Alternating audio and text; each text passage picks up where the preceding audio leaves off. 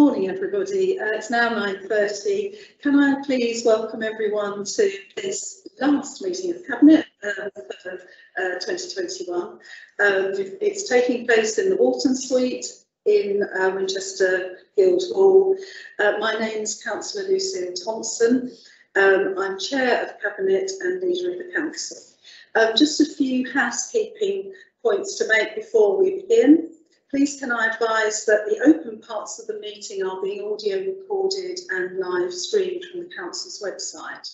In addition, a video recording of the meeting is being made and will be publicly available shortly afterwards. We have a mix of in-person and online participation today. For those in the room, please can I ask you to speak clearly and remember to use your microphone. For those online, please can I ask that you mute your microphone until you need to speak. Please can everyone ensure that mobile phones and other electronic devices are on silent or switched off entirely. For those of us in the room, in the unlikely event that it is necessary to evacuate the building, fire alarm will sound. Please follow any instruction given to you by staff or fire marshals. All fire exits are marked by the green sign, exit signs, and please proceed quickly and calmly to the assembly, which is in Abbey Gardens, and please do not use the lift. Can I welcome the members of the public to this meeting? When we get to public participation in the agenda, the microphone is activated by pressing the large button on the base, and as you know, you will have 3 minutes to make your contribution. A timer will appear on the screen to show the remaining time. It's worth just adding, for the benefit of the members of the public, that we have an exempt appendix on the agenda today, and should members wish to discuss the contents of that appendix, then we will have to ask all members of the public to leave the meeting. When we have finished with the exempt appendix, we will come back into open session. And if you wish to rejoin us at this point, you would be more than welcome to. Whilst we are discussing the exempt appendix, we will ask you to stay in one of the other rooms. Of course, I would understand if you didn't want to hang around at this point. We have a number of officers and external partners with us this morning, both in the room and online. So welcome to everyone present. And before we kick off with the formal business of the meeting, I'd just like to welcome Councillor Hannah Williams, who is our new member of Cabinet with responsibility for the climate emergency. So welcome, Hannah. I don't believe we have any apologies for absence. I think we're all here. That's correct, Chair. Thank you. Membership of Cabinet bodies. I'm not aware. No, Chair. Thank you. Disclosure of interests. Councillor Todd. Yes, I have to declare a personal non-prejudicial interest as a county councillor. Similarly, some of the issues related to being discussed today do have an impact in that area, but as said, it's personal non-prejudicial. Thank you very much. I'm not seeing any other hands up. Item number 4 is to note any requests from councillors who wish to make representations, and as usual, I will call you after we've introduced the item. Well, we've only got one item on the agenda today, so I'll call you once we've introduced that. Thank you. Item number 5 is public participation. And I have Mr. Spencer from the bid and Mr. Tate. I gather you both like to speak on the Central Winchester item too. So again, I'll call you once we've introduced the item, if that's okay. Thank you. Leader and Cabinet member announcements. I don't have any announcements. Councillor Todd. Yes, thank you, Leader.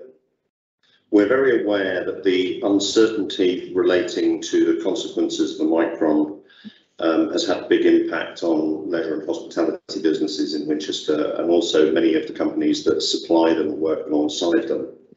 And so we had already started work on how we could put out a rapid payment of the additional restrictions grant funding that was remaining in order to support them As of last night, the Chancellor has announced an additional £1 billion around the country to support leisure and hospitality and other businesses affected. And so we are working, we have not yet received further details and information above and beyond what's been made available to the public, but the team have already updated the Council's website to make sure it reflects the most up-to-date information that we have available, and will continue to do so. And we are working to implement any grant scheme, as well as the grant scheme that we're already working on, as quickly as we can, as soon as details become available. Thank you very much. I don't believe we have any further announcements to make, in which case we go straight to item number 7, which is the Central Winchester Regeneration Outline Business Case, CAD 3322. And could I ask Councillor Learning, please, to introduce the report? Thank you, Leader. The regeneration of Central Winchester is a key priority for not only this council, but for many of our residents and local businesses. And in talking about how significant this is, I'm actually going to use some of the words of Ross McNally, the Chief Executive of the Hampshire Chamber of Commerce, who contacted Cabinet this week expressing the Chamber's support for the development proposals and proceeding to procure a development partner. These plans provide a powerful statement about the future of the city and its commitment to economic recovery, sustainability and attracting and retaining skills in the community. The development, sensitively delivered, will provide modern mixed usage, addressing the ongoing changes in working patterns and providing a culture-led solution, delivering blended work, leisure and retail spaces. It will contribute strongly to the city as a recognisable university city, a go-to place for creative business development focusing on startups, a vibrant mix of creative venues, maker spaces and co-working units with a strong commitment to public access. So I'd like to take this opportunity to thank the Hampshire Chamber of Commerce for their support in this matter. Like the Chamber, we understand that strengthening Winchester's local economy benefits not just the town itself, but the wider district economy and beyond. Companies such as IBM, based outside the city, struggle to recruit emerging talent because Winchester and the district are seen as offering little for young people, as well as being expensive places to be. Our visitor economy suffers from being a place that is seen as a day visit, while we know that longer stays encourage visits to other parts of the district, whether that be cycling through the South Downs, a trip on the Watercress line, or a walk and lunch in Bishop's Waltham or Wickham. Turning to the detail of the report in front of us today, I'd like to thank Scrutiny for their detailed consideration of the original report. As is evident, we've made significant revisions to the report itself to clarify and strengthen a number of areas and respond to questions and comments made by both Scrutiny and members of the public. In particular, we've been asked to expand on the narrative, and we have done that as part of the report, but I am asking Berry Lyons, our Head of Programme, to give a presentation on how we got to the current position. So I'll hand over to Berry now. Thank you, Councillor Learning. So we do have a presentation. We could get that loaded, that would be great. Thank you. And what this will show is, as Councillor Learning has said, just to sort of a recap on the journey, use the J word, the journey, and to how we've got to this point in time. And actually it is quite an exciting point in time. You know, we are making progress. So what I wanted to do with the first slide, Dan, please, is to just remind you of the key strategic aims and objectives and guidance that we're aiming to meet and deliver towards with the development of the Central Winchester Regeneration Area. The SPD, the Central Winchester SPD, was adopted back in 2018 in June after an 18-month consultation which included not only residents and local businesses within the city of Winchester, but district-wide. And there was a lot of support for the SPD, and that underpins, as the planning policy, everything that we are doing and have done so far to guide the project and the proposals. Coupled with that, you can see there that also ongoing at the moment is the Winchester Movement Strategy, which we're partnering with Hampshire County Council. And again, there has been conversation along the way of how can you bring one forward without the other. And I think what we wanted to do was to reassure people today that both policies, the SPD and the delivery of Central Winchester, is working together with and in tandem with work that is ongoing with the Winchester Movement Strategy, which is looking not only to achieve three sort of key objectives, one of which obviously is to reduce the city centre traffic, but also I believe, and I think maybe we can come on to this a bit later, is out for consultation at the moment on some of the really key priorities which are aligned and are sort of compatible with everything that we're doing on Central Winchester. So those two are coming together and working in tandem. The final piece of sort of the jigsaw puzzle is work that we did back in 2019, 2020 with JLL and Arup when they first came on board as our strategic advisors. Not only did we do a review of delivery of Central Winchester, but we also looked at the opportunities that Winchester economy, Winchester district has. We've looked at the competitive position of Winchester. The report is available on the website, but outlining the ambitions for Central Winchester, we targeted that to fill the gap that we've identified, in which Councillor Learning has already mentioned, the younger generation and the overnight tourism. We have got a disparity in the demographic, age group demographic here in Winchester. A lot of students here, a lot of young people at university and higher education.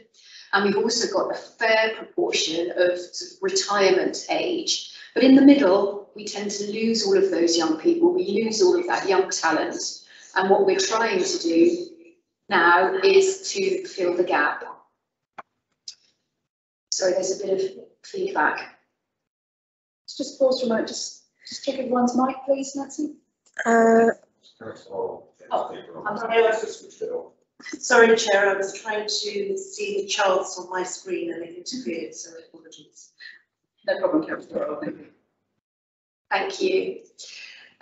So yes, we've identified that the Central Winchester regeneration can fill that gap to provide an opportunity not only for young people to find work by providing the right type of workspace and the right sort of opportunities, but we can also address one of the other key barriers to the young people staying in the city, and that is the accommodation, the residential.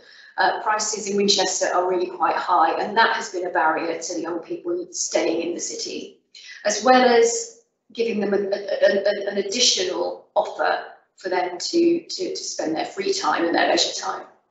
Coupled with that, if we're improving and enhancing the offer, it will also appeal to the overnight tourism and the opportunity there to provide extra hotel space. So those are the key areas that we've looked at and that we are gearing the Central Winchester regeneration development to meet. So if we look at the next slide, what we then did was we spent a lot of time looking at the guidance within the SPD, and those of you that are familiar with the document will know that there's a range of quantums that we could use. So with regards to the mix of uses, retail, mixed use, residential and retail food and beverage, there's quite a lot of flexibility within that. So what we did was we worked up three different scenarios, three different options. One that really focused on a residential scheme, one that focused on a commercial scheme, and one that focused on a cultural scheme. And we engaged through a public open forum and consulted and asked people what they liked from each of those different scenarios. We brought them together and we've arrived here at the development proposals. The proposals went to consultation at the end of 2020 and finished back in 2021 in January of this year. And the next few slides do show the reach and the type of engagement that we did. We were in the midst of COVID, so it was all virtual and digital. although hard copies were available. And then if you look at the reach that we had on the next slide, you can see there that we reached nearly 500,000 on social media, amongst other forms of engagement. And we had a lot of feedback through social media, but we also then had the formal responses to that consultation on citizen space, and we had 336 respondents on that. Broad support for the scheme, and actually one of the key comments was, really like what you're trying to do, please it. So what we then did was took the development proposals to a cabinet session in March of this year, where those proposals were approved, and those proposals, as you could see there, included a residential element, mixed uses including a hotel operator, and a vibrant mix of uses on the active ground floor, as well as that important cultural offer, which is still very much up front and centre in part of in the delivery longer term. What we then had to do was work up a business case which explores how the development would be delivered, how the regeneration project would come to fruition. Following the HM Treasury Green Book process, the completion of the business case is done incrementally. And this slide here shows the different stages. So stage sort of 0 and 1 we've covered in the fact that the SPD was delivered. There was obviously a need to do something with the regeneration of the area. And then we went on to, after March, do stage 1, which was the strategic outline case. You can see there the makeup of what work that involved. The strategic outline case really focused on identifying the strategic objectives and understanding what the options were for delivery and how we could move the project forward. So I'll come on to explain a little bit more about what that looks like in a minute. And then we've done all of that work. We presented to Cabinet back in July, where that strategic outline case was approved. And we then have been working since then on preparing the outline case. And the outline case is really focusing on preparing for looking at a potential deal, and also then planning for a successful delivery, amongst other things. But those are the key objectives for what we want to do for the outline business case. So if we go to the next slide, this just outlines what each of the models within the Treasury business case process looks at. There are 5 models, and at each stage we look at each of these different elements of the business case. Strategic, which again looks at the strategic fit. The economic case, which looks at the value for the society and wider economy. The commercial case, which identifies the potential deal structure and a way to market, way to forward. The financial case obviously looks at the affordability of the options. And then the management case looks at how that would be delivered and the resources and deliverability of that. So at each stage, we look at each of those cases. So going back to what we did with the strategic outline case, which we had been working on through March through to July. We can move to the next slide. What we did there was we looked at those key policy documents that we looked at earlier, and we looked at the council plan and all the objectives that the council has, and arrived at the investment objectives for Central Winchester. Delivery of Central Winchester, what do we want to get out of it? Well, these are the key themes, and these were key themes that we went out to consult on when we consulted with the development proposals. Work, live, play. So we want to bring everything into the one regeneration area, provide for the younger people, improve the overnight tourism, and sustainable development overarching across everything that we do. So those were the investment objectives. So that sets what we want to get out of Central Winchester. And then the next slide shows how we judge whether the delivery and the development proposals meet the critical success factors. So again, everything that we do will be ticked off against these key success factors. I won't run through them all because everyone has seen them all before. We went through all of these at Cabinet in July when we talked through the strategic outline case. So this is just, again, to remind everybody of how we've got to where we've got to. The other very important element that we looked at in July for the strategic outline case was the different elements and the different delivery routes.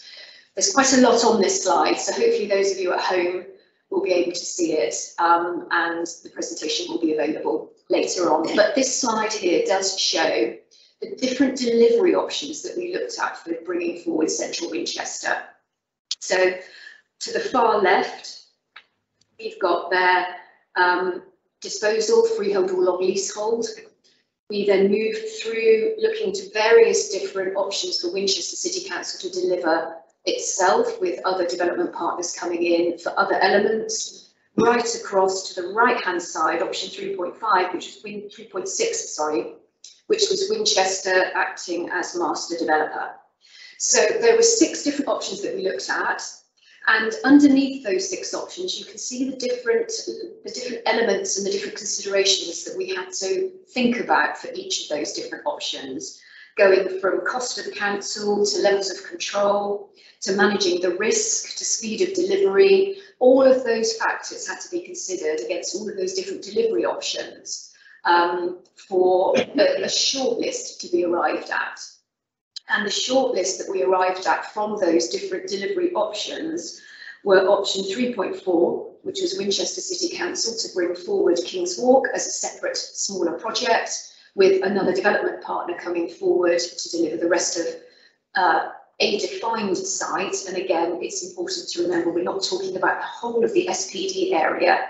We're talking about a defined site which Winchester City Council owns and has control over, so we can bring that forward now. It's not to say that those areas outside the defined site are not important, they absolutely are, and we are working to bring those forward as part of the development proposals in the wider SPD red line area.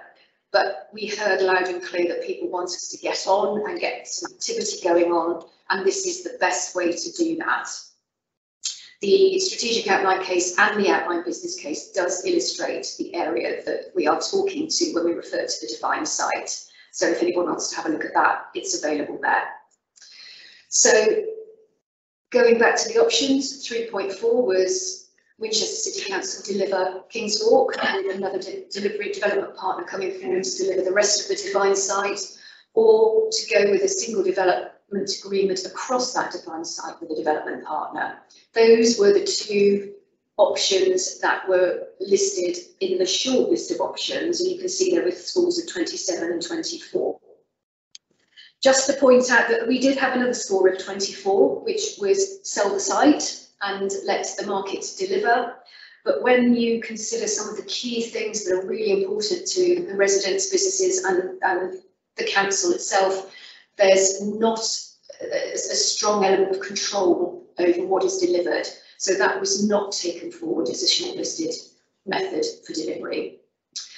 So what we then did was actually went a bit further than you would normally do in a strategic outline case, and we then went further and looked at the 2 shortlisted options to arrive at a preferred delivery route. So the analysis we can see here on the slide looks at those 2 shortlisted options against those critical success factors, and looking at those and cross-checking which of those met most of those critical success factors best. It can be seen there that option 3.5, which is the single development agreement across the whole defined site, was higher scoring and therefore became our preferred delivery route. So a great deal of consideration was given to those delivery options and those delivery routes through the working and the completion of the SOC. And the conclusion was, if we go to the next slide, please, that the delivery there with a single development partner would best meet the strategic objectives, including adherence to the SPD, to guarantee and ensure that delivery happens. So that discussion and that explanation was discussed at Cabinet back in July, where we also got approval to move forward with the outline business case. So since July, we have been working on the outline business case, and what we've been doing, if we move on to the next slide, Over and above the work that we did for the strategic case, as you recall back in one of the earlier slides, we showed that the business case builds incrementally. So over and above the work we did on the strategic outline case, we've then looked in further detail at these really three key points, which was analysing the strategic and economic benefits through the economic case, the financial modelling to look more closely at the affordability and commercial viability of the proposals and the chosen preferred delivery route, and then looking to understand the commercial approach, how we might structure the deal, how the thing might come to market, what the sort of brief would be, and then how we manage that going forward. So I'm keeping this very brief on the outline business case because there is full detail in the Cabinet report, but the conclusions for the business case at this stage, Dan, if we could go to the next slide, this is the summary of all 5 cases that sit within the outline business case. So again, the strategic case confirms that by delivering central Winchester regeneration on the defined site through the preferred delivery route would meet and deliver the investment objectives. The economic case outlines the wider economic benefits that the city and local economy could expect to benefit from through delivery of central Winchester through that defined site. The commercial case outlines the key commercial principles and approach to procurement. And it's important to remember here that we're not procuring the scheme, we're not procuring a master plan. What we're doing here is looking to find a like-minded development partner that shares the council's values and aspirations for the site to make sure that what is delivered is what we as a council and a community and a city and a district really want. And the development partner shares those ambitions with us. The financial case looks then in more detail at the viability and the affordability of the proposals, and then we looked again at the management case to understand how deliverable the scheme is, and the management case does confirm that it is a deliverable and realistic scheme. So the outline business case on the final slide, please, Dan, just confirms this. The case is there to progress with the chosen and preferred delivery route with the development proposals. There is a little bit more work that will need to be done through the financial analysis as we get towards the full business case, looking at the affordability. And I think that's something that, that is outlined in the business case. But generally, we should be pressing on to look at the full business case and press on with procurement of the development partner. So what that looks like, we'll just quickly run through the procurement process, just to make sure everyone is aware of what that looks like. If approval is given today, and then moving on to later on early next year, if approval is given for us to press the button, what we will then do is issue the contract notice, which really is the announcement to the market that the procurement is live, and all the documents then get published. We will also be doing a marketing and comms piece to accompany that, so that everyone is aware of what we're doing and highlights the opportunity that Winchester is marketing. There's then a couple of months where we look at the interested parties clarifying questions and coming back to us with their initial expressions of interest. We then do a short list from those interested parties through the selection criteria, selection questions. And we then spend a 6-month or so period in dialogue with those shortlisted bidders who we feel from their initial submissions will meet the needs and fit the bill that we're looking for. So it's an intensive period which we have competitive dialogue, which needs to be confidential by nature, so that everyone that's bidding knows that they are being treated fairly and confidentially. And then we get through after that period to look at their final submissions and arrive at a preferred bidder, which is when we then look to do the full business case.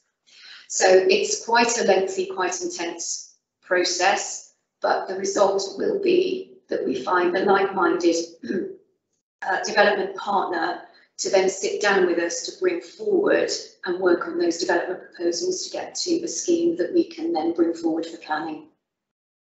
Thank you. Right, thank you, Marian.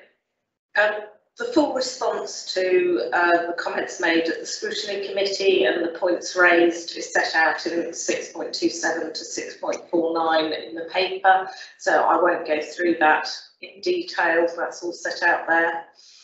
As well as setting out the paper more clearly and comprehensively in response to scrutiny, we have also updated the development brief, key commercial principles, evaluation criteria and the risk register.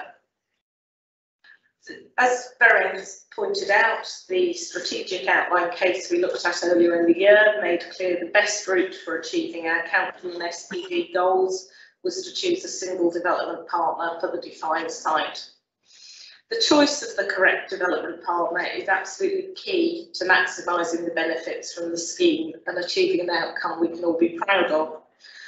To do so, we do need to tread a fine line, making this an opportunity which is attractive to the market and appealing to the quality of developers we wish to work with, while defining the brief and setting out the documentation in a way which gives us sufficient control to give us confidence in achieving our goals. We are asking for a derogation from the Council's contract procedure rules to adopt a 70% quality to 30% commercial evaluation, because that quality of partner is a key driver to what we want to achieve here. The outline business case demonstrates the strategic and economic benefits to our area of proceeding with the project and demonstrates that we have a viable scheme. It also sets out some of the financial challenges to the council in achieving the goals set out in the council plan and SPD, which will need to be worked through. Despite that, we have a once-in-a-lifetime opportunity to create a vibrant new quarter in our city, in line with the Central Winchester SPD, transforming a very sad area and giving an economic uplift to the district, not only without affecting the historic core, but offering the opportunity to enhance aspects of it. The overwhelming message I am receiving from members of the public on the doorstep is get on with it. And I'm very happy to be in a position to be able to recommend to Cabinet and Council that we do just that. Thank you, Leader. Thank you very much, Councillor Lurney, and thank you, Verian, for that very comprehensive presentation. Right, we now come on to the public participation, and I'd like to call Mr. Tate, please, first to make your contribution.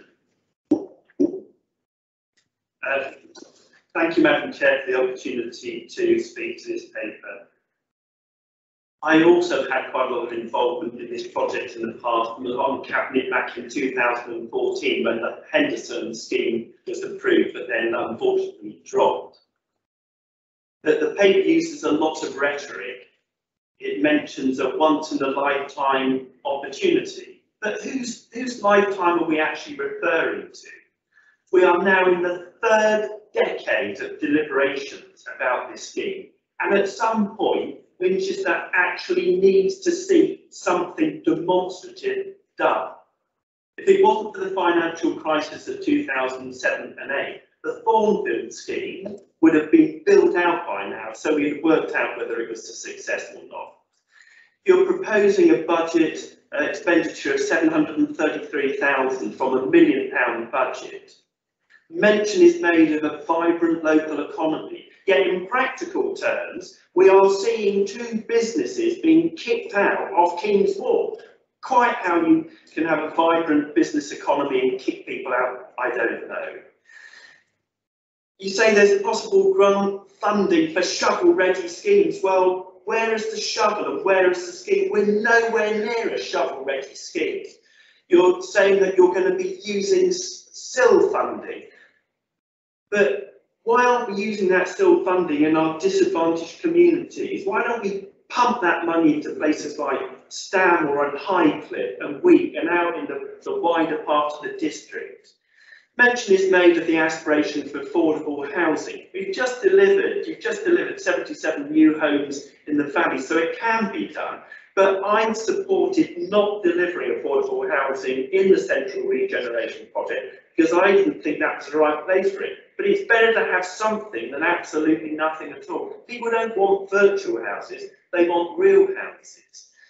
I listened to Ms Lyons' account of the timeline, but actually we are still years away from even putting in a planning application.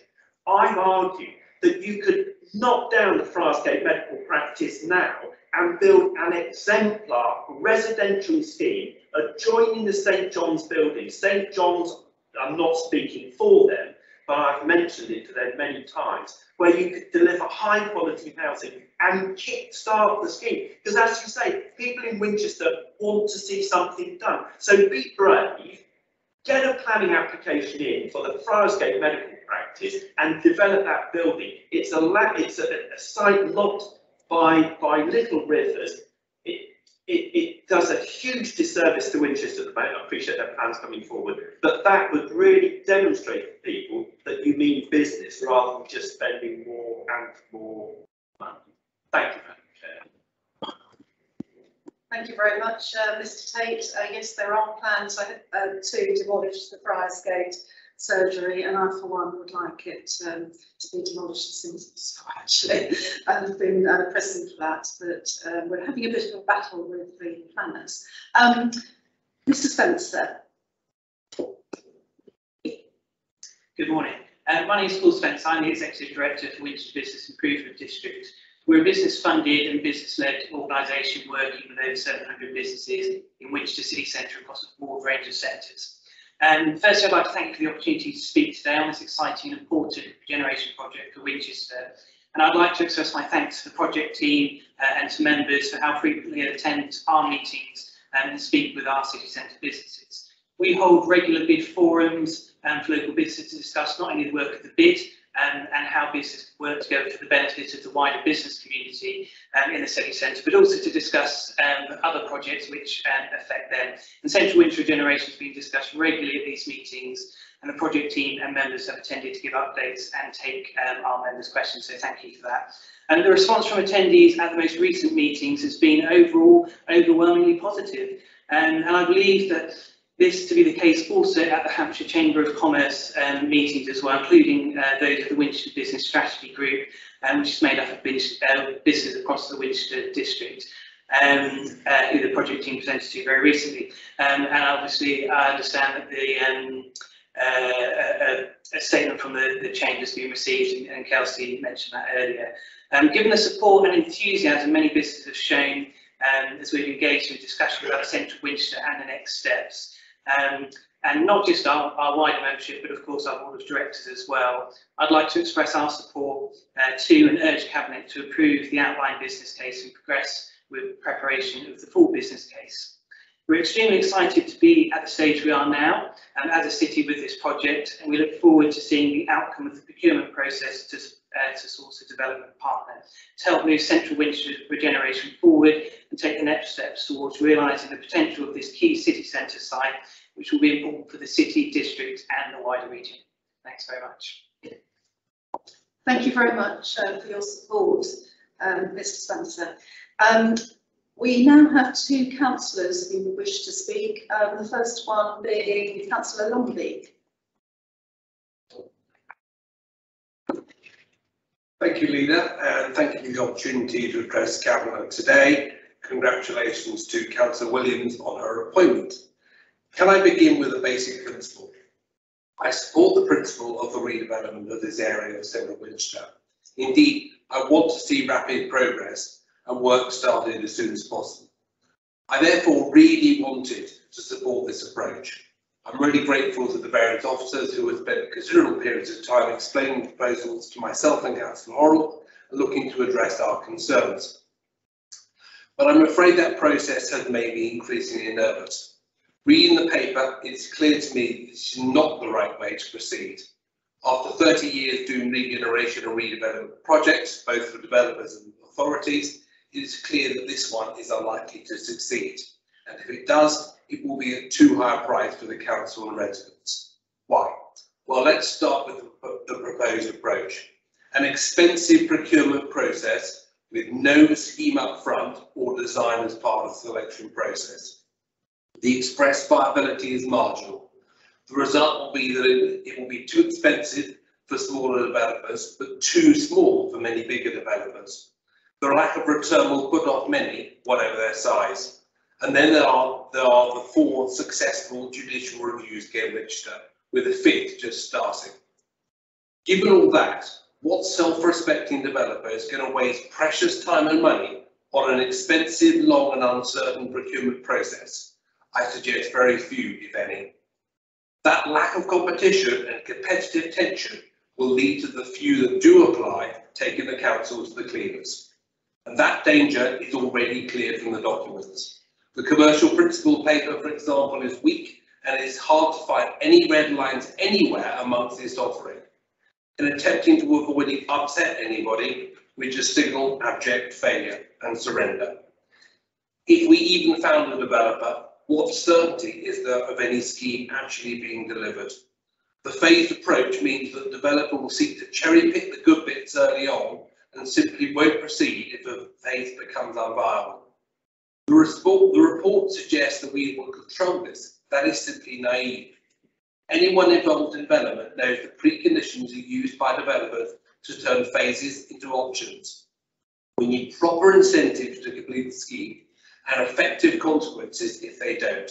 The paper and its annexures totally fail to address this, and we risk being left with a half-built scheme with the profitable bits carried out by others, leaving us without delivery of the parts we want. Another absent red line is net zero. At scrutiny, we were told that any attempt to dilute our net zero goals would lead to the end of these negotiations. But this isn't in the paper here. Has that commitment been abandoned already? There are bigger worries here. The financial case has been calculated on the basis that the additional cost of delivering net zero has been ignored, apparently too difficult for our expensive consultants. So either net zero has been abandoned and this administration's carbon neutrality ambitions have been shown to be bogus, or they are still there and the financial appraisal here is completely bogus. Either way, this report is fallacious and should be rejected. Leader, this site belongs to the residents of the whole district. The proposal, even with the optimistic figures used here, will turn their investment into something a lot smaller and saddle them with unfunded liabilities to pay for years to come. Consultants are gobbling up hundreds of thousands of pounds, with another £733,000 committed here. That is the reason why we don't have an effective planning and enforcement service in the wider district, and why we charge for collecting garden waste, because the money is being wasted in this way. Yes, we want to see Central Winchester redeveloped, but not by this process. We are being misled on the financial case. We are going to struggle to attract bidders. We have no idea what we will get and whether it will be net zero or not. Indeed, we don't even have a guarantee that a complete or even a partial scheme will emerge from this. All we know is an opportunity to deliver has been wasted and all the residents will be poorer for it. Thank you. Thank you very much, Councillor Lumbey. Councillor Horrell.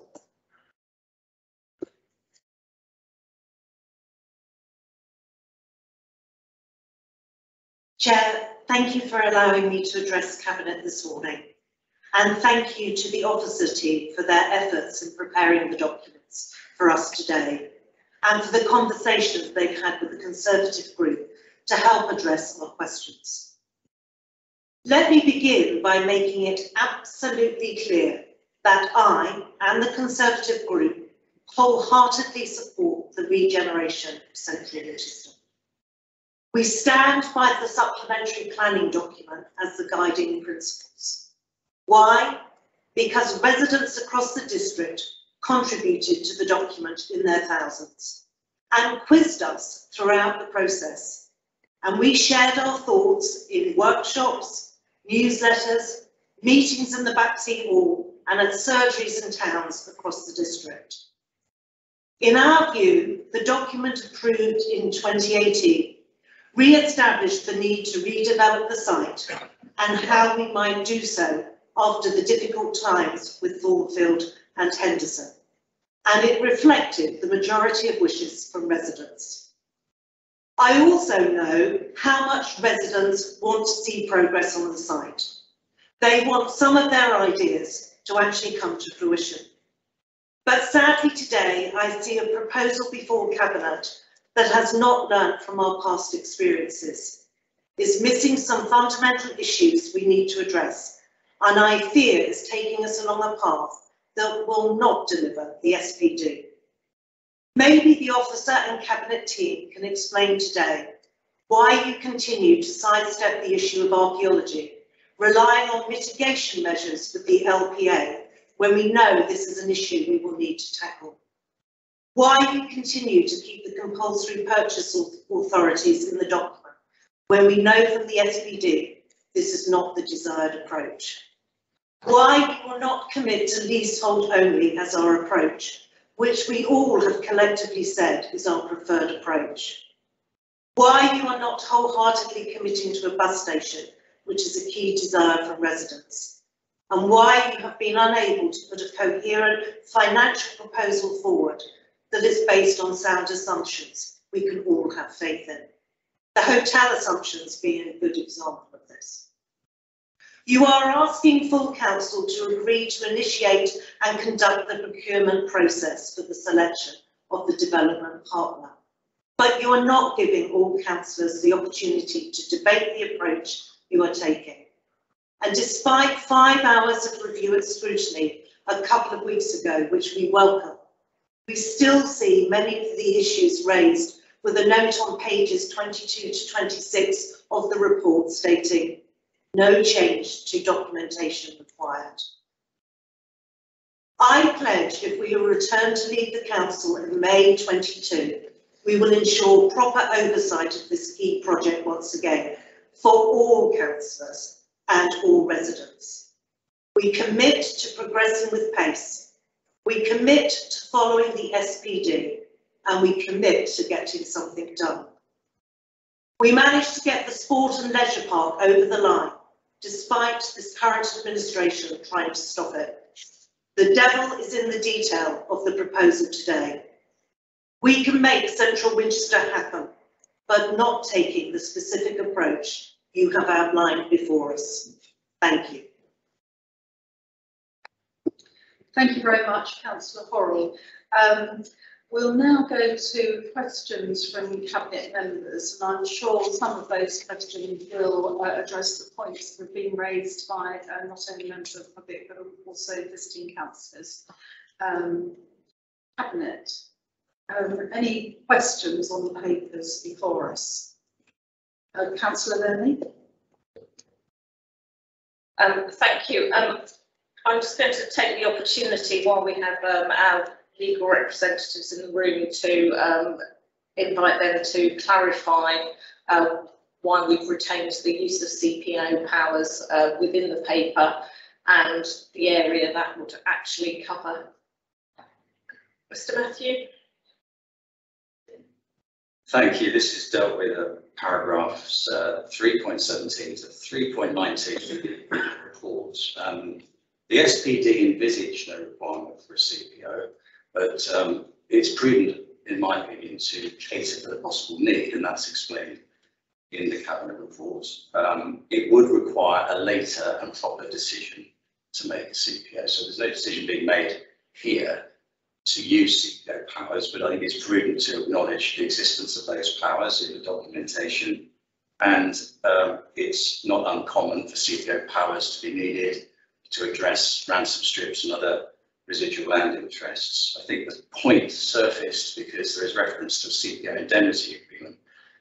The CPO indemnity agreement is a template for and would be agreed with the development partner should it ever be needed. So that's the approach that's being taken. It's a safeguard, and I think it's a prudent safeguard to include.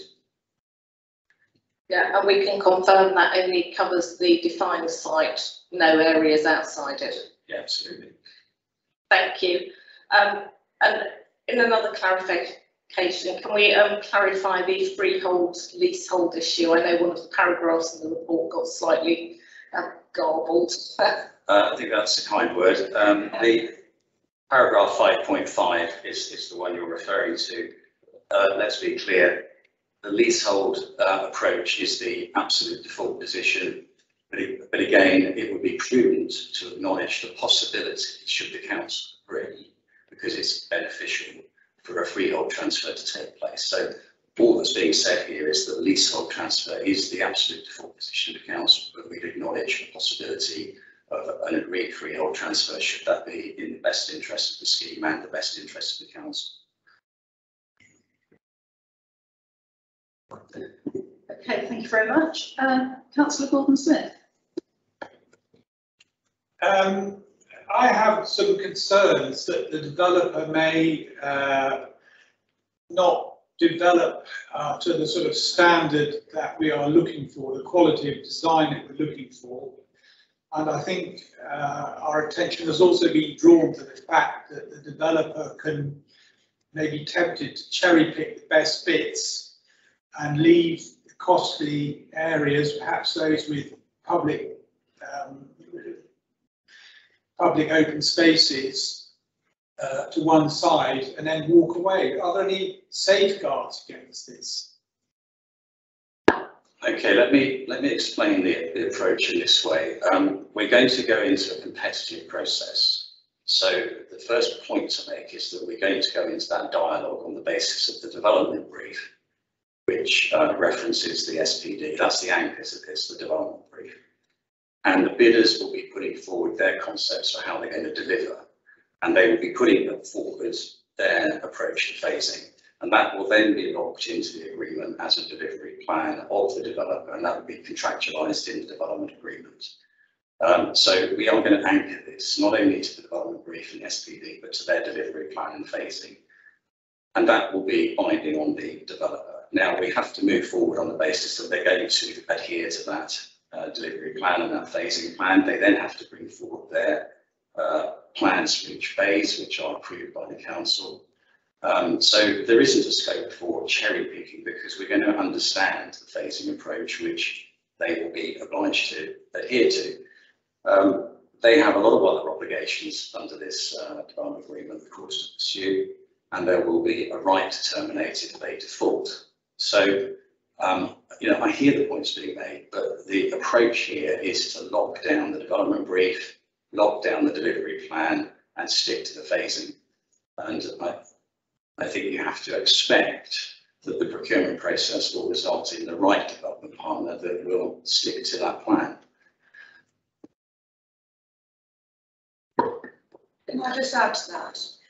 The way that we've structured the potential of the agreement is for it to be delivered in those phases. So drawdown of the land will be done on a phase by phase basis.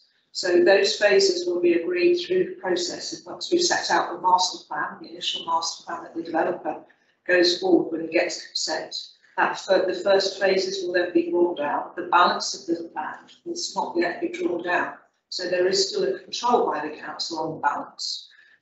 The intention, of course, and the reason why we want a single master developer is actually to make sure that the whole scheme is viable.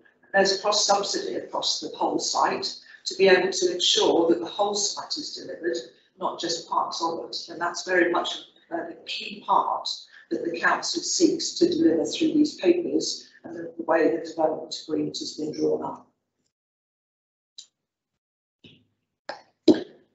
Thank you very much. I wonder whether I could also ask a point around some comments have been made about the design and concerns around what sort of design this development might take. I wonder whether Kerry, you could make some comments on that.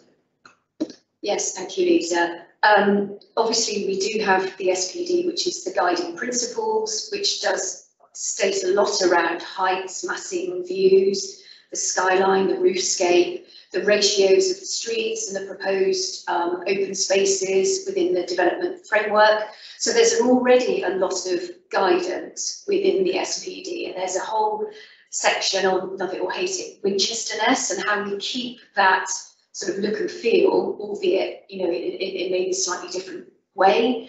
The other thing, again, which is the top priority, and we hear this, is this aspiration for exceptional public realm and exceptional open space. So there has been a lot of work done through stakeholder groups to arrive at some public realm principles, some guidance for public realm.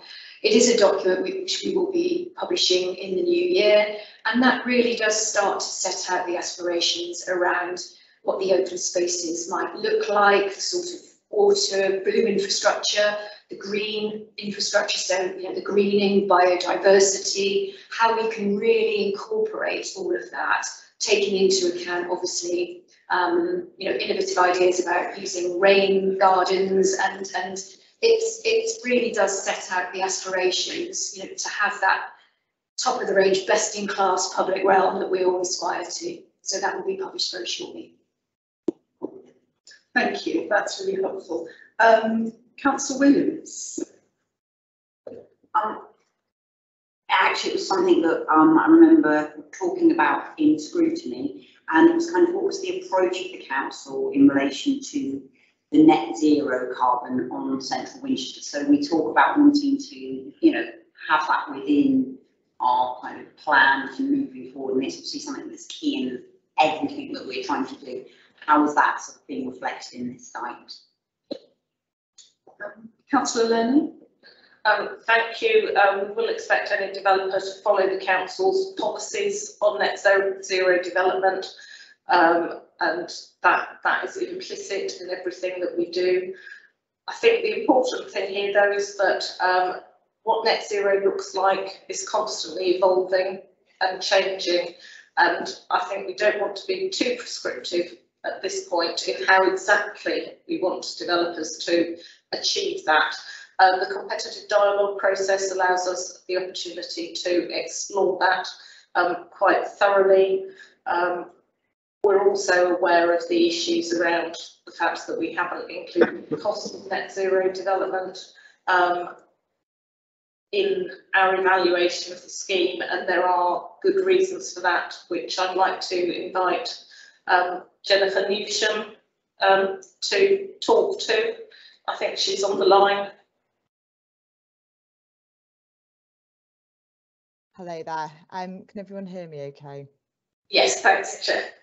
Great. So just talk to the elements of how that's been addressed within the appraisals. Is that right, Councillor Learning? Yes. Yes, that's right. Thank you.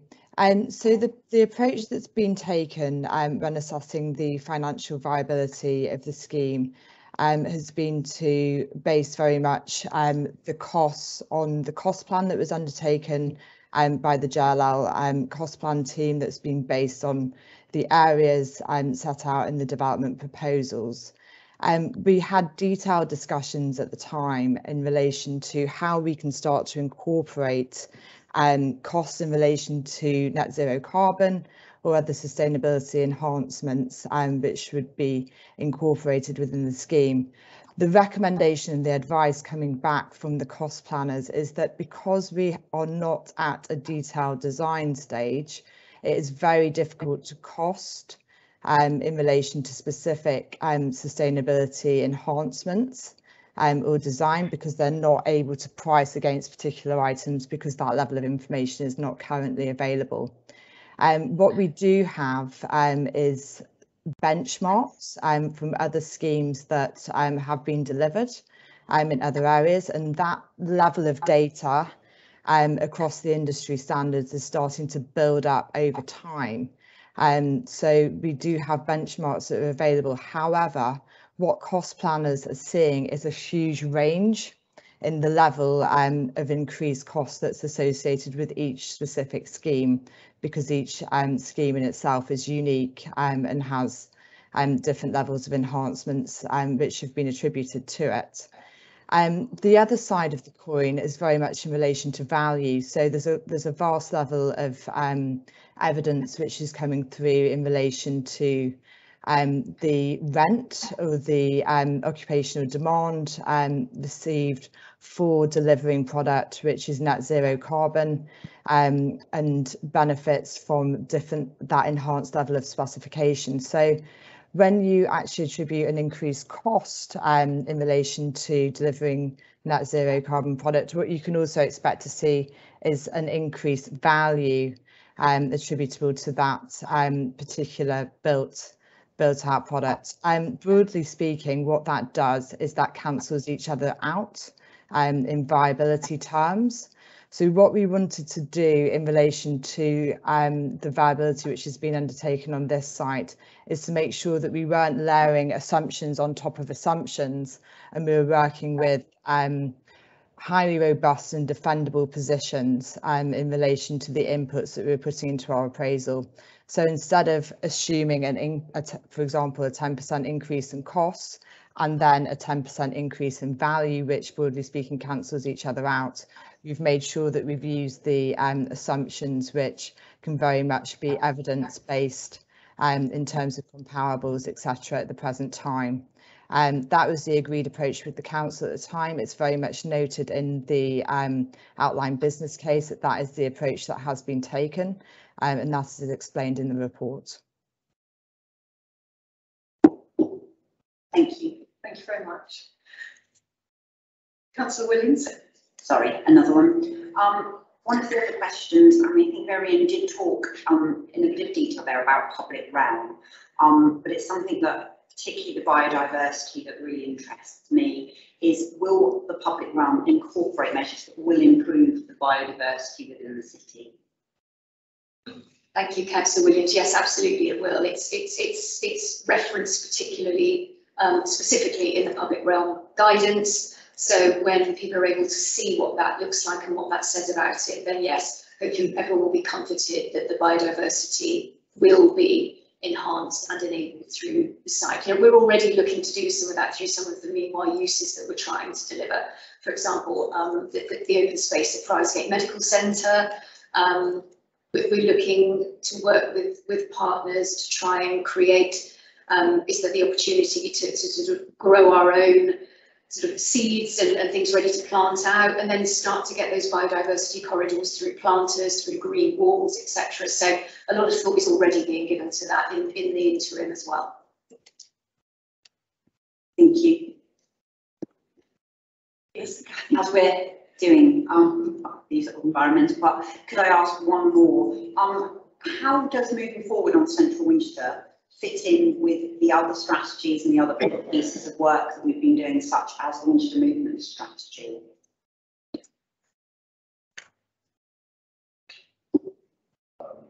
Thank you. I'll ask Martin, yes, Councillor Todd, to deal with that.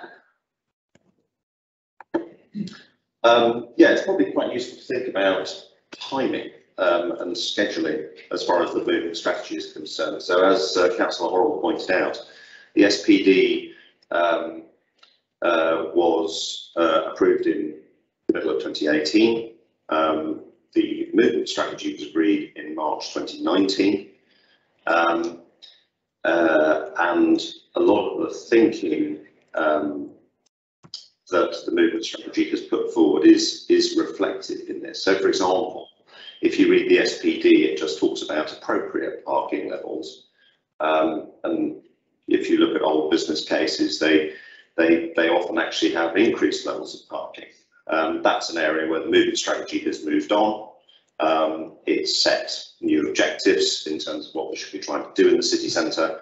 And the two work very closely in that. And similarly, as you know, there is currently a consultation about how Friarsgate, for example, could be made two-way, which again is something that wasn't assumed in the SPD and the way that was thinking that was done at the time. So the movement strategy and other very important policy documents proposed to date the SPD and inevitably have been reflected in the thinking. So, for example, the government's Bus Back Better strategy, which talks about better interchange between different modes of travel, between buses and trains, postdates the SPD.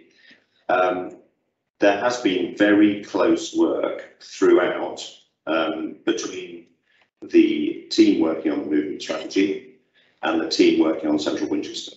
And what we have in front of us today is consistent with the two, and indeed it has to be, because the movement strategy is an expression of the highway authorities' priorities and plans for the city centre.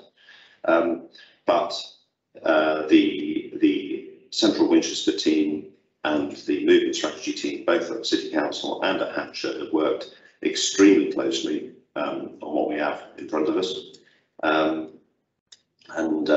You know, so I hope that answers your question. But you know, everything you see here is consistent with the movement strategy and the way that the movement strategy has moved on the thinking as to how the city centre is going to work since the SPD was agreed. Thank you. Casey. Thank you. Just in terms of the sustainability, I think it's really important to understand how the development market has moved on completely to be able to put forward the sustainability measures that their occupiers and their talent wants to see. This has been driven by the demand for space, both commercial and residential, because those occupiers are very discerning and they are choosing those places in accordance with which will make them healthier and better. The health and well-being and the social value impact is really moving up the agenda. And as a result, both from the quality of the outside spaces and the public realm, the development of great new places is something which is really important for the developers to actually adhere to be able to get that added value, and also to create the sort of environments that people want to be in. It's really important, and it's one of those things. And as far as we're concerned, the developers must adhere. In the documentation, it says those words must adhere to net zero carbon. So we are absolutely making sure that happens. We also, as a house, through our upstream sustainability and specialty, we do benchmark every single developer by the way that they adhere to the sustainability of the developments they do. We know what good, excellent looks like, and we will be in a position to make sure that the schemes that they put forward, that we're judging them by, their track record speaks for themselves. So it's a really important issue. It's an important issue for everybody, in that the future of our planet is at stake here. 30% of the built environment is contributing to the net zero carbon problem that we have. We must do something to stop that, and this development will be leading edge to make sure that Winchester is at the forefront of adhering to that, and taking as far as possible the best way forward. It's absolutely fundamental. Thank you very much. I wonder if at this stage I could ask the monitoring officer to just give us a little explanation of what we're being asked to agree here today. Yeah, of course. Thank you, Leader. Good morning, members. There are 8 recommendations before us this morning. Recommendation 1 is a cabinet decision to proceed with the preparation of the full business case. Recommendations 2 through 7 are caveated because they will be subject to the agreement of full council, and that's in respect of recommendation 8. Recommendations 2 through 6 relate to the procurement documentation and process to be undertaken. Recommendation 7 is specifically an authority to spend from within an existing and approved budget. The recommendation 8 is the referral to full council, and this is a decision to conduct a procurement process for a development partner, which is a decision, and the only part of the decision the Cabinet are referring to full council for decision in January. Leader. Thank you very much. That was really helpful. Any further questions? Councillor Cutler. Thank you, Leader. The finance case highlights potential for affordability issues for the council. Just wondered if Section 151 Officer Richard, you could reassure us of that. Thank you, Chair. The development value that's set out in the executive appendix that we could also refer to that if we go into the exam session does take account of the objectives Cabinet and Council have already approved for the site. So the finance case does conclude that the development is viable, subject to a range of assumptions that they've been discussed earlier today.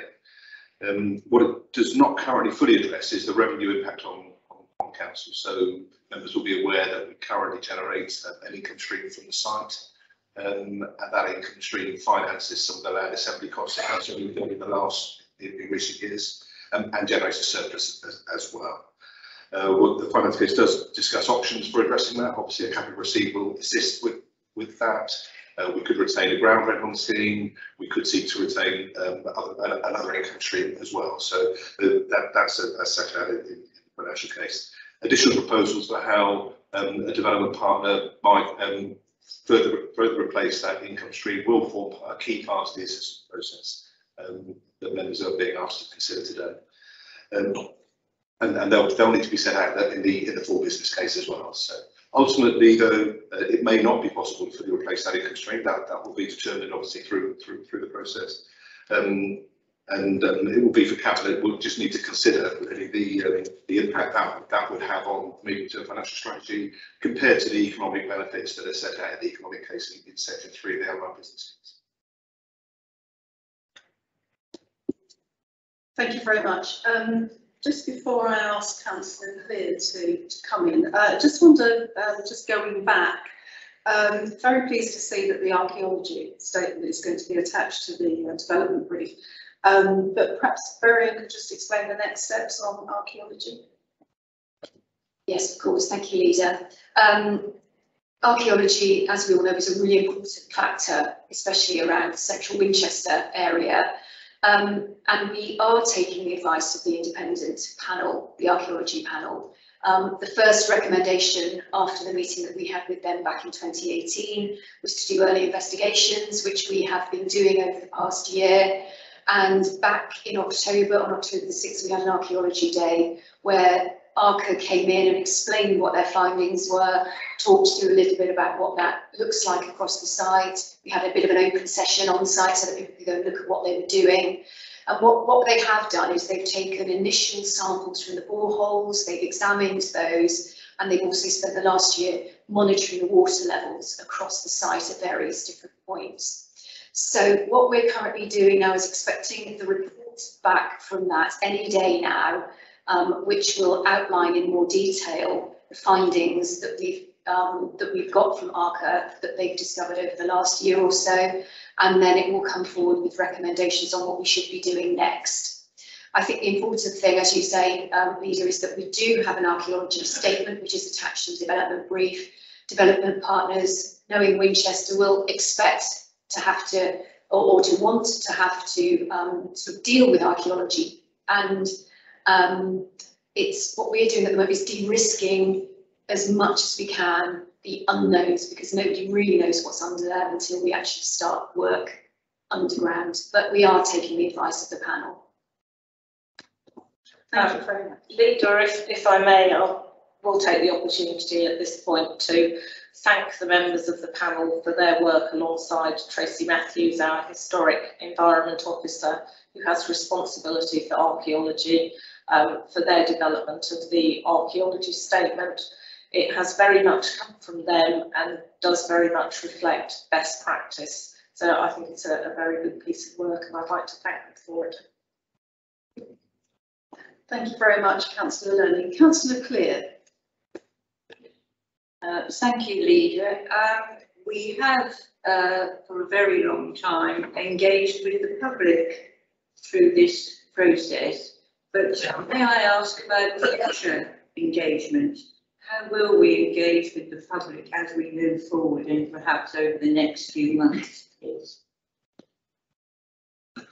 Thank you, Councillor Clear. As you pointed out, we have done a lot of engagement and public open forums, not only with members of the public, but with we've heard this morning, business groups, key stakeholder groups. And although we are entering now, given if we're given approval to do so, that procurement phase, it's quite important at that stage to retain confidentiality around the individual dialogue sessions and the individual discussions that are going on, so that we don't sort of have all our cards on the table, and each individual interested party knows that what they say is being treated in confidence, and then we're not going to go leaking all their great ideas to everyone else. So we're going to continue to engage in the form of updates and information sharing as best we can through the channels that we have been used to using, open forums, etc.,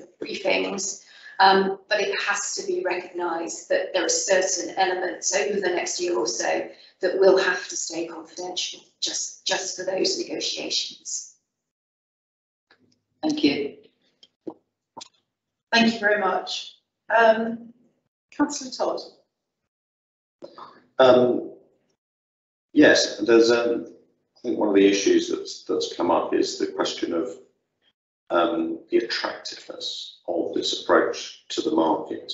There's reference being made to whether we've struggled to attract bidders. I mean, how attractive and competitive will the proposed approach be? And how do we manage the risk if it's not? But I mean, first of all, how attractive do we think this is going to be? Thank you, Councillor Todd. I think it's really important to take a bit of a step back. This is a really exciting opportunity for the market.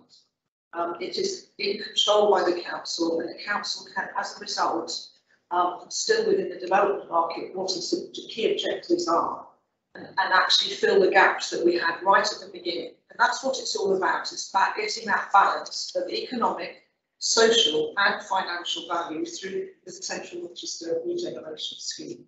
So from the first point of view, it is an attractive site to the market. We have market tested the site, and the mix of uses and the type of development is appealing to that market. So there is a strong competitive market out there. What we've tried to do, and we're endeavouring to do, the council are endeavouring to do, is make sure that the objectives of the council through the process are fully reflected, and that the development market is not deterred by too much constraint, so that they can use their flair and expertise, which is what we want them for in the first place, to bring forward a scheme that the council and the development partner can be proud of. And we are comfortable, the council is comfortable, that there is sufficient competition out there for us to go through this process to select that development partner.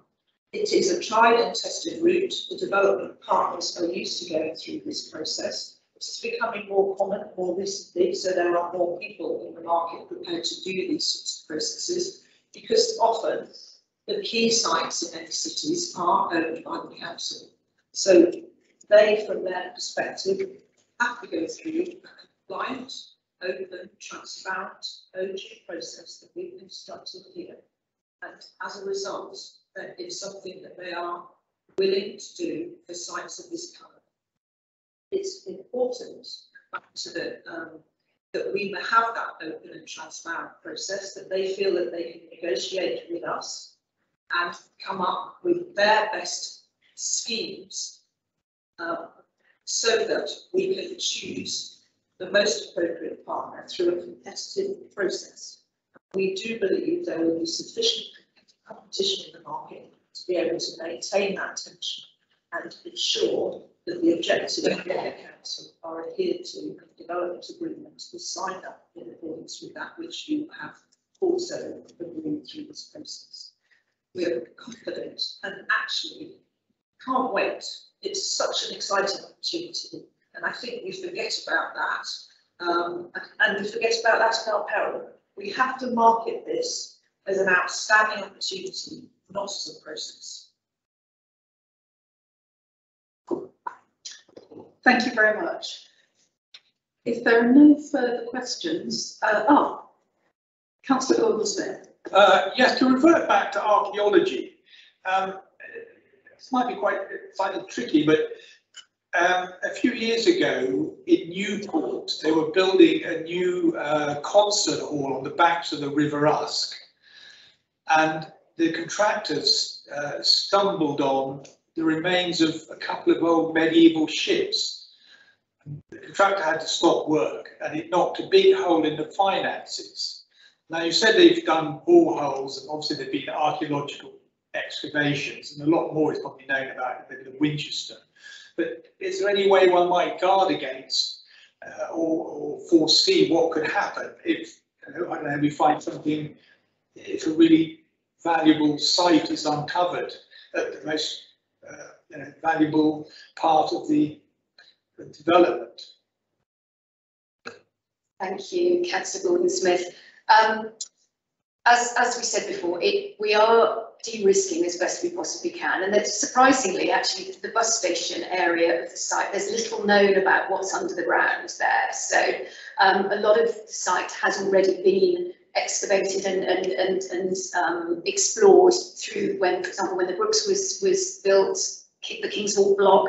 So there's a lot of work already been done, but on the bus station that there hasn't been. So I think what will happen if something is found that it is of absolute interest and historic value, then that will come to fruition and the requirements will be agreed through the planning process in line with the planning policy and the technical guidance that exists here. And I think it would all, we'd all be interested if there was a fantastic site under there. But again, we mustn't forget that the planning policy, the national policy, is where possible to preserve in situ. And for example, there was a find up in Rutland not so long ago where they were in the middle of a farmer's field, granted, but a Roman mosaic was found. And again, that's been left in situ and preserved for future generations in line with national planning policy. So it's the conversation to be had. It is really difficult to put a figure on the cost of archaeology because, as you just, it really depends on what might be down there. And until we start looking, until we start work, we're just not going to know that. But obviously there is that process through planning that will deal with and resolve those issues as they crop up.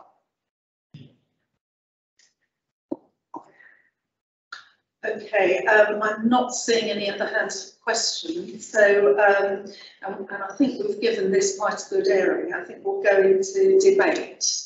Anybody, any cabinet members have any points they'd like to debate? Councillor Clear.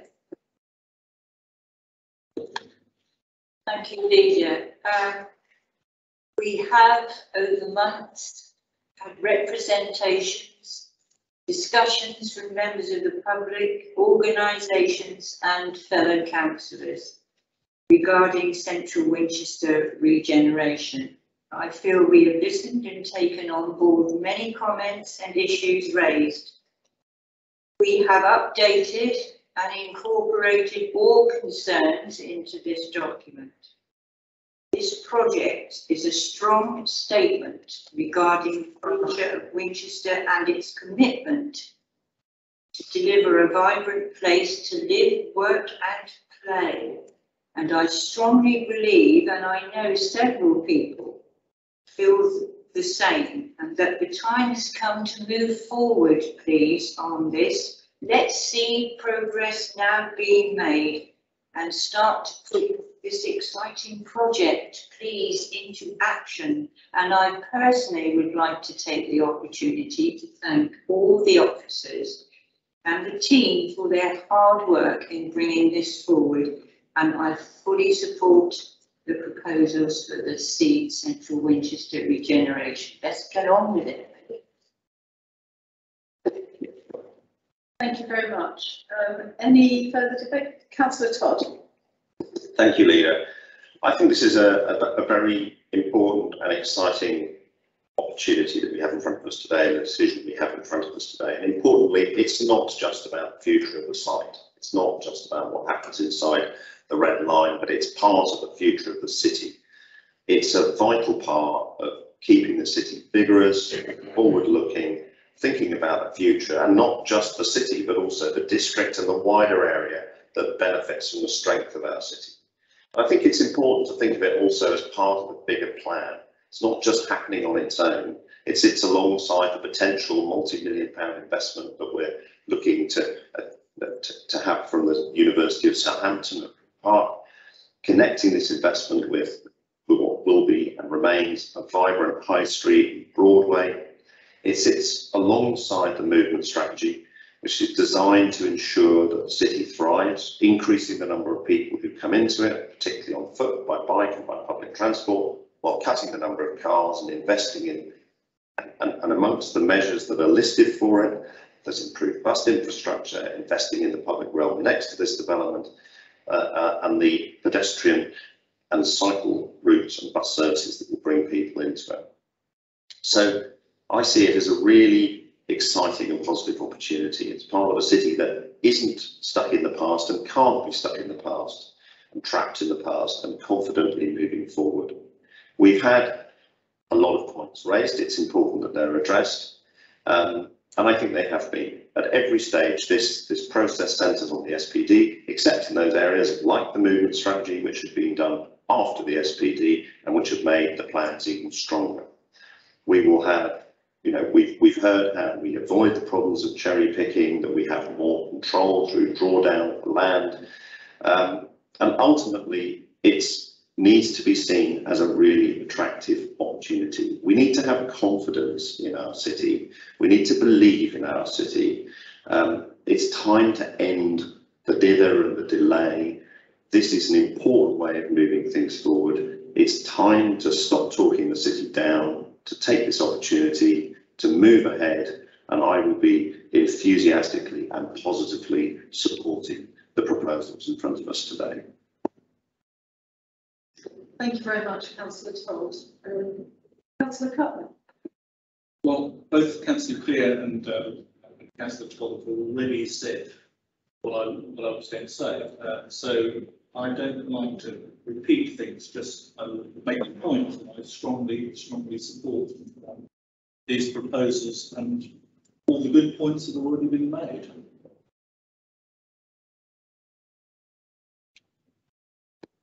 Apologies. Any further debate? Councillor Gordon-Smith. There's quite an apt quote which comes to mind, which is, "There is a tide in the affairs of man, which taken at the flood leads on to fortune. Omitted, all the voyage of their life remains in the shallows." And I think we've seen how the Henderson scheme and Silver Street have, I wouldn't say been in the shallows, but I think stuck firmly aground in the mud. And I think we now have a chance to, well, to successfully push it and launch it. And we've heard that the scheme's too big and it's too small, and we've been dithering and we've gone too quickly. But I think we have this opportunity, and I shall support this. And I think it'll be a huge benefit for the city itself and also for the district and the market towns. Thank you very much. Right, I'm aware that I haven't asked Cabinet whether they wanted to ask any questions on the exempt paper and whether we need to go into exempt. And I don't know whether the visiting councillors had any questions on the exempt paper. Chair, thank you for the opportunity, but we don't think that's necessary this morning. Thank you. All right, thank you very much. Cabinet, I don't think we have any questions on the exempt. Any further debate? Councillor Loney. Thank you. If I can just make a few closing remarks, I would like to thank all the officers for the work they've done on this, as well as all of those people outside the council we've worked with, our strategic advisors, lawyers, financial experts, planning experts, transport experts, public realm people, archaeologists. There has been a huge team of people, both internal and outside the council, who've been working on this from when the concept of the SPD came forward to where we are today. I think we are on the crux of making a key decision about taking the site forward. And as Councillor Todd said, we're not in a position where we can dither and delay any further. We haven't been presented with any credible alternatives to the proposals we have before us, which wouldn't add even more cost and time to to the amount we've already taken. It is about time that we started talking Winchester up rather than down and took a really positive approach to the city's future. Certainly, I'm excited about where we are going forward. We're seeing an increasing amount of interest, not just in this site, but elsewhere in the city. And I think we can look forward to a very exciting future, as long as we grasp these opportunities when they're there and don't flap about and go, well, it's not quite right. We just need to get on. We've done a huge amount of work to make sure that the assumptions we're working on are really solid, that we've got a really solid case strategically, financially, for moving forward with this. And I'm really looking forward to being able to take this to council and finally forge ahead. Councillor Williams. I think I would only sort of add to what Councillor Lerney and the other members of the Cabinet said. You know, we've looked at it. It is a strong proposal that has had numerous amounts of, you know, input, investigation. We've talked about it. I've been in those 5-hour scrutiny meetings where it has been pulled over again and again. And I think we are at the point where we should move forward, and I will be strongly supporting it. Thank you, Councillor Williams. Well, I think everyone can gather we are all very much supportive of this. I think it's we've reached quite a historic point here. And as other members have said, we really do need to get on with it. And that is the message that I receive time and time again on the doorstep. So again, I am very happy to support the recommendations before us and look forward to the council meeting in January where we take this to the next stage. So Cabinet, moving on to the recommendations on page 6 and 7, are we in agreement? Agreed. Agreed. Thank you very much. Well, that concludes the business for today. Can I say thank you, and a particularly big thank you to members of staff and the advisors who I know have worked tirelessly getting the papers ready for today. I know it's been quite an uphill battle. So I do wish you a very, very Merry Christmas. And I hope you get a chance to put your feet up and have a break. And we'll see you all in the new year. Thank you.